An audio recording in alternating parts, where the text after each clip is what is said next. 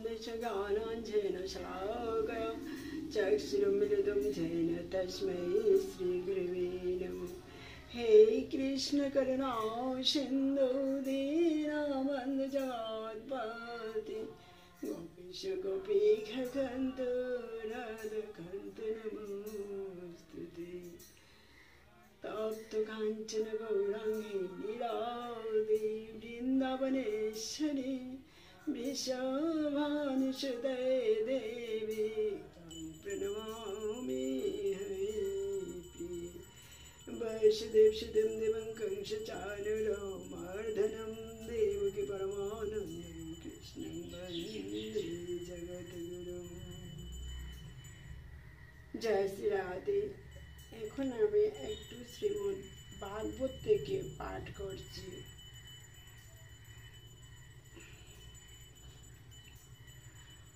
কাল তো আমরা পাঠ করেছিলাম প্রথম অধ্যায় থেকে, প্রথম স্কন্ধের প্রথম অধ্যায় থেকে পাঠ করেছিলাম একটু কিভাবে ঋষিরা সনকাদিচার ঋষি সুত গোস্বামীকে প্রশ্ন করেছিলেন যে ভগবান কিভাবে এসেছেন, এসে জীবের মঙ্গলের উদ্দেশ্যে এসে কি করছেন। এই প্রশ্নগুলোর উত্তর আজ সুত গোস্বামী দ্বিতীয় অধ্যায়ে দিয়েছেন। আমি আপনাদের কাছে একটু পাঠ করে শোনাচ্ছি, আমিও পাঠ করছি। ভুলভ্রান্তি অপরাধ হলে মাফ করবেন, আমিও নতুন কিছু জানি না, নিজের একজন বন্ধু মনে করে আমার অপরাধ সব ক্ষমা করে শুদ্ধ করে শুনবেন। দ্বিতীয় অধ্যায়ে দিব্য ভাব ও দিব্য সেবা। লোমহর্ষণের পুত্র উগ্রশ্রবা, ইনি হলেন সুত গোস্বামী। কাল যে বলেছিলাম সুত গোস্বামীর কাছে সৌনকাদি চার ঋষি প্রশ্ন জিজ্ঞেস করেছিলেন। সৌনকাদি চার ঋষি হলেন ব্রহ্মার প্রথম জীব সৃষ্টির এই চারজন সন্তান, যাদেরকে ব্রহ্মা সৃষ্টি করে বলেছিলেন ধর্ম জীব সৃষ্টি করো। কিন্তু উনারা ব্রহ্মা পিতা হলে কি হলো, উনারা পিতার কথা অমান্য করলেন, বললেন না আমরা ভগবানকে কিভাবে পাওয়া যায় সেটাই করব, আমরা জীব সৃষ্টি করতে পারবো না। তাই ওনারা জঙ্গলে চলে গিয়েছিলেন তপ যোগ করার জন্য। তখন ব্রহ্মা ওদেরকে অভিশাপ দিয়েছিলেন, তোমরা আমার কথা শুনো নাই, তাহলে তোমরা সারা জীবন এইভাবে ছোট হয়ে থাকো। তাই ওরা চারজন সবসময় এই ছোট উলঙ্গ হয়েই আছেন। আর ওনারা তখন বলেছেন হ্যাঁ তাহলে তো আর ভালোই হলো, আপনার অভিশাপটা আমাদের আশীর্বাদ হয়ে গেল, আমরা ছোট হয়ে সারা জীবন ভগবানের চিন্তা করব। এইভাবেই ওনারা আছেন, এখনো আছেন। এখন ওনাদের কথা বাদ দিয়ে এখন আমরা একটু দ্বিতীয় অধ্যায় থেকে পাঠ করছি। সনকাদি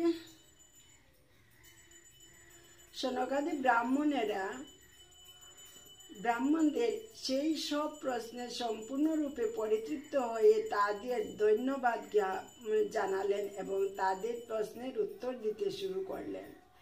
শ্রীল সুত গোস্বামী বললেন, আমি সেই মহর্ষিকে সুখদেব গোস্বামী, সেই মহর্ষি হলেন সুখদেব গোস্বামী, আমার প্রণতি নিবেদন করছি। সুত গোস্বামী সুখদেব গোস্বামীকে প্রণতি নিবেদন করে উনি আরম্ভ করছেন। প্রণতি নিবেদন করছি, তিনি যখন সন্ন্যাস অবলম্বন করার জন্য উপনয়ন অনুষ্ঠানের আগে গৃহত্যাগ করে চলে যাচ্ছিলেন, তখন তার পিতৃদেব শ্রীল ব্যাসদেব তার বিরহে কাতর হয়ে তাকে হে পুত্র বলে আহ্বান করেছিলেন। তখন তার ভাবনায় তন্ময় বৃক্ষরাজ্য বিরহ কাতরে পিতার ব্যথায় ব্যথিত হয়ে প্রত্যুত্তর করেছিলেন, সংসার রূপ গভীর অন্ধকার উত্তীর্ণ হওয়ার অভিলাষী বিষয়াসক্ত মানুষদের কাছে কৃপা করে যিনি স্বীয় প্রভাব জ্ঞাপক সমস্ত বৈদিক জ্ঞানের সারভূত অনুপম আত্মতত্ত্ব প্রকাশক দীপ সদৃশ্য সর্বপুরণ রহস্য শ্রীমদ্ ভাগবত বলেছিলেন। সেই মুনিগণের গুরু ব্যাসতনয় শ্রীল শুকদেবকে আমি আমার সশ্রদ্ধ প্রণতি নিবেদন করি। সুত গোস্বামী এই কথাটা বলেছেন। এই প্রণাম নিবেদন করে শুরু করছেন, হে ঋষিগণ, আপনারা আমাকে যথার্থ প্রশ্ন জিজ্ঞাসা করেছেন। আপনাদের প্রশ্নগুলি অতি উত্তম, কেননা সেগুলি কৃষ্ণ বিষয়ক এবং তাই তা জগতের মঙ্গল সাধন করছে। এই ধরনের পরিপ্রশ্নের দ্বারাই কেবল আত্মা সম্পূর্ণরূপে প্রসন্ন হয়। সমস্ত মানুষের পরম ধর্ম হচ্ছে সেই ধর্ম যার দ্বারা ইন্দ্রিয়জাত জ্ঞানের অতীত শ্রীকৃষ্ণ অহৈতুকী এবং অপ্রতিহতা ভক্তি লাভ করা যায়। শ্রীকৃষ্ণের প্রতি অহৈতুকী ও অপ্রতিহতা মানে মন প্রাণ সমর্পণ করে যে ভক্তি, সেই ভক্তির কথা বলেছেন, লাভ করা যায়। সেই ভক্তি বলে অনর্থ নিবৃত্তি হয়ে আত্মা যথার্থ প্রসন্নতা লাভ করে। ভক্তি সহকারে পরমেশ্বর ভগবান শ্রীকৃষ্ণের সেবা করা হলে অচিরেই শুদ্ধ জ্ঞানের উদয় হয় এবং জড় জাগতিক বিষয়ের প্রতি অনাসক্তি আসেন। কিন্তু তত্ত্বদ্রষ্টা মহর্ষিরা নির্দেশ দিয়ে গেছেন যে যারা পরম ধর্ম অনুষ্ঠানে যুক্ত হয়েছেন তারা যেন কখনো ইন্দ্রিয় সুখ ভোগের উদ্দেশ্যে জড় জাগতিক লাভের প্রত্যাশী না হন। ইন্দ্রিয় সুখ ভোগকে কখনোই জীবনের উদ্দেশ্য বলে গ্রহণ করা উচিত নয়। সুস্থ জীবনযাপন করা অথবা আত্মাকে নির্মল রাখার বাসনাই কেবল করা উচিত, কেননা মানব জীবনের উদ্দেশ্য হচ্ছে পরম তত্ত্ব সম্বন্ধে অনুসন্ধান করা। এছাড়া অন্য কোনো উদ্দেশ্য নিয়ে কর্ম করা উচিত নয়। যা অব্যয় জ্ঞান অর্থাৎ এক এবং অদ্বিতীয় বাস্তব বস্তু, জ্ঞানীগণ তাকে পরমার্থ বলেন। সেই তত্ত্ব বস্তু ব্রহ্ম, পরমাত্মা ও ভগবান।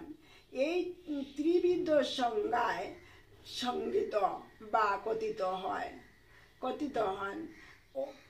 অপ্রাকৃত বস্তুতে সুদৃঢ় ও নিশ্চয় বিশ্বাসযুক্ত মনিগণ জ্ঞান এবং বৈরাগ্যযুক্ত হয়ে শাস্ত্র শ্রবণজনিত উপলব্ধি অনুসারে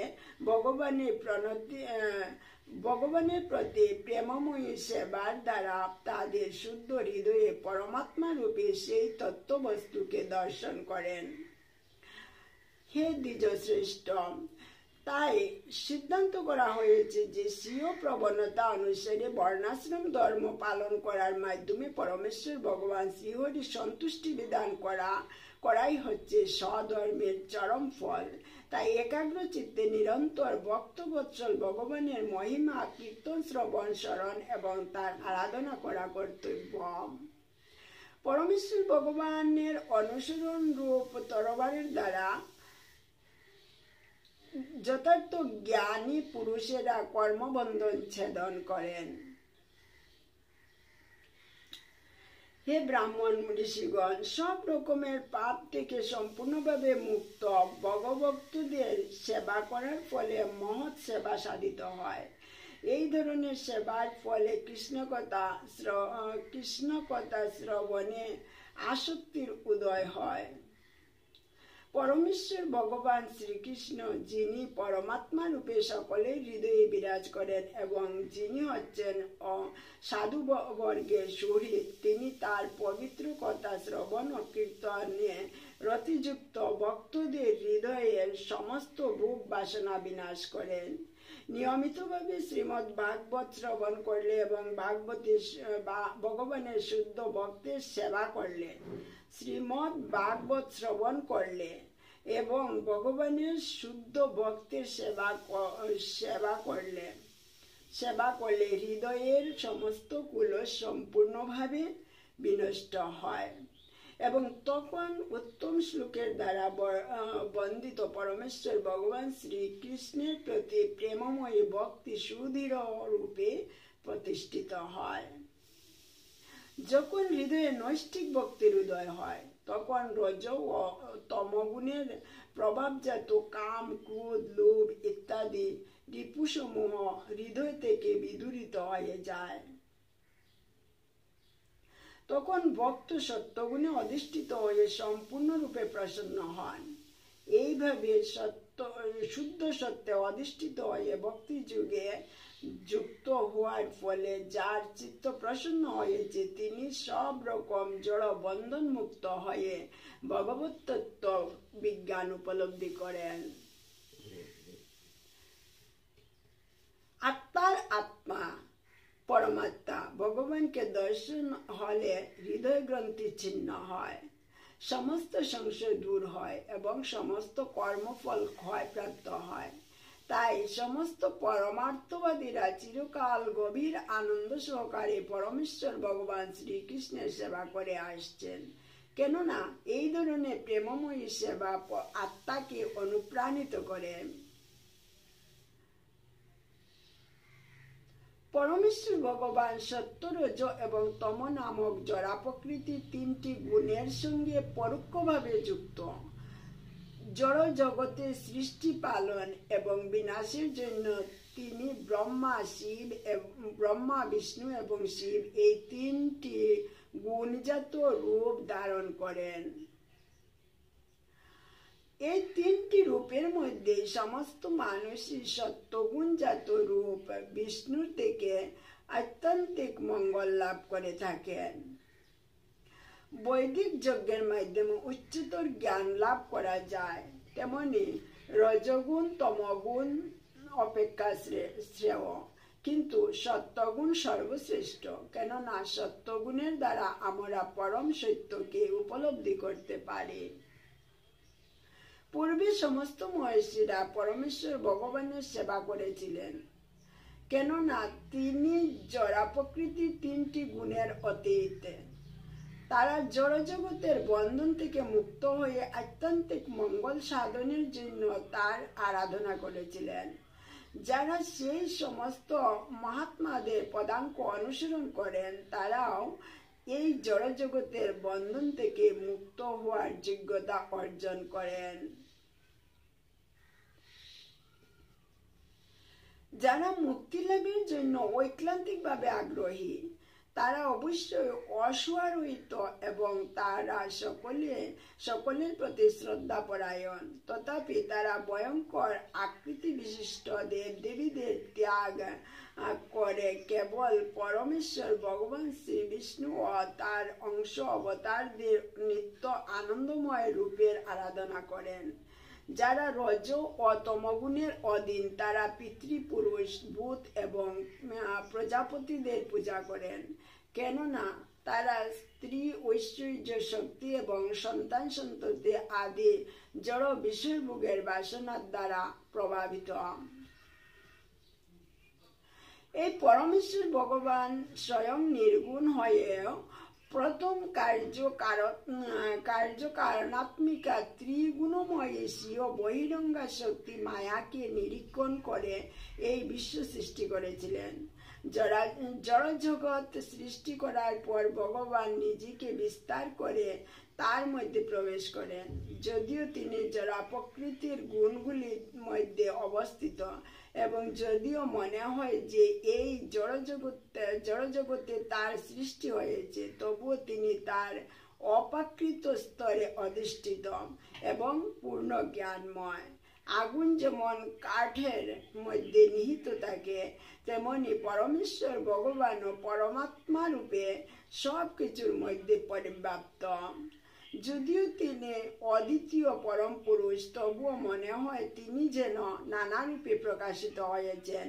পরমাত্মা প্রকৃতির গুণের দ্বারা প্রভাবিত হয়ে সৃষ্ট জীবদের দেহে প্রবেশ করেন এবং